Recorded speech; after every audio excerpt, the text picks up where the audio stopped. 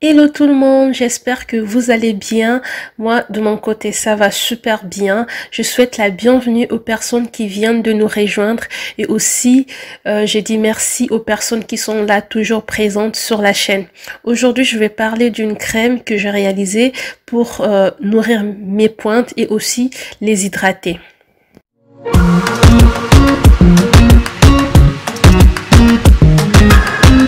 Et pour réaliser ma recette, j'ai eu besoin de mon macérat huilé et de mon gel de lin.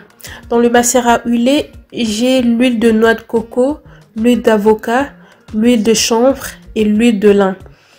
L'huile de coco, c'est pour son effet hydratant et qui aide aussi à protéger et à nourrir les cheveux. Et pour l'huile d'avocat, elle est riche en agents hydratants et en protéines, ainsi qu'en vitamines. Concernant l'huile de chanvre, elle fortifie et donne de la souplesse. L'huile de lin, pareil, c'est une huile très légère qui pénètre très facilement dans la fibre capillaire. Donc pour réaliser ma crème, je l'ai réalisée sur un bain-marie.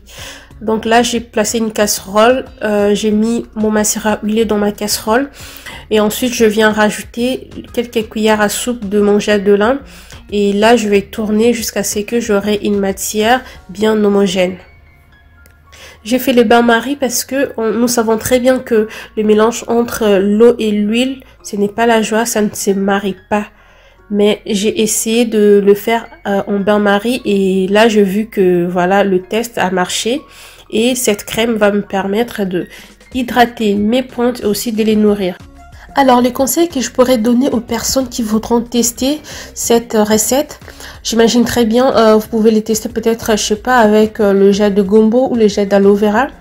Ce que je vous conseille, c'est de le réaliser en petite quantité. Il faut pas les réaliser en grande quantité.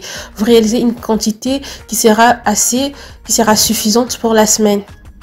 Parce que si vous réalisez en grande quantité, ça va rester là, ça va se refroidir et lorsque vous voudrez appliquer, je sais pas moi, 2 semaines après ou 3 semaines après, il faut réaliser un autre bain-marie pour que votre crème redevienne comme elle a été dès la première fois que vous avez réalisé cette crème.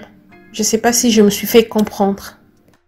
Sinon, ce qui est magnifique dans tout ça, la quantité qui reste peut toujours servir à réaliser un masque ou un leave-in conditioner.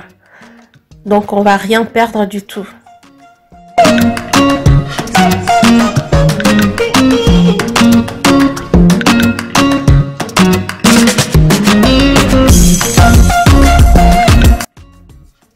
J'ai rajouté de la vitamine E pour pouvoir prolonger la conservation.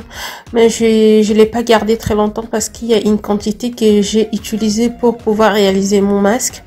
Et l'autre quantité qui est restée, juste une petite quantité, je l'ai gardée pour pouvoir nourrir et hydrater mes pointes dans la semaine. Ça m'aide beaucoup. C'est l'astuce que j'utilise lorsque je ne vais pas faire à tour de rôle l'application de mon gel de lin ou mon gel d'aloe vera et ensuite venir le sceller avec une huile. Je préfère mélanger les deux et ensuite appliquer directement sur mes pointes. Et si je peux résumer tous les bienfaits qui se trouvent dans cette crème, je dirais que cette crème, elle est très hydratante suite au mélange que j'ai réalisé des huiles et de gel de lin. Avec cette crème, je l'applique sur mes pointes. Elle protège et nourrit mes pointes. Elle pénètre facilement. Et aussi, elle apporte de l'éclat et de la douceur à mes pointes. Donc, il y a des temps à autres, je l'applique sur mes longueurs.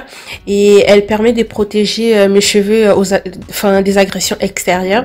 Et elle fortifie et donne de la souplesse à mes cheveux. Et lorsque je vais faire du démêlage, je l'applique sur mes cheveux et je démêle très facilement. Parce que j'ai quand même pas mal d'agents hydratants dans cette crème. Et je peux conclure que dans cette crème, j'ai assez des bienfaits qui interviennent dans la bonne croissance de mes cheveux. Je suis quand même super ravie d'avoir ça et aussi d'avoir tout concentré dans cette crème. Et voilà, mes cheveux adorent et mes cheveux aiment et c'est pour ça que je vous partage cette astuce. Et voilà les amis, nous sommes arrivés à la fin de notre vidéo, à la fin de notre recette. Comme je vous l'avais promis, je reviendrai de temps à autre vous montrer mes recettes qui sont tellement basiques et que je partagerai avec vous.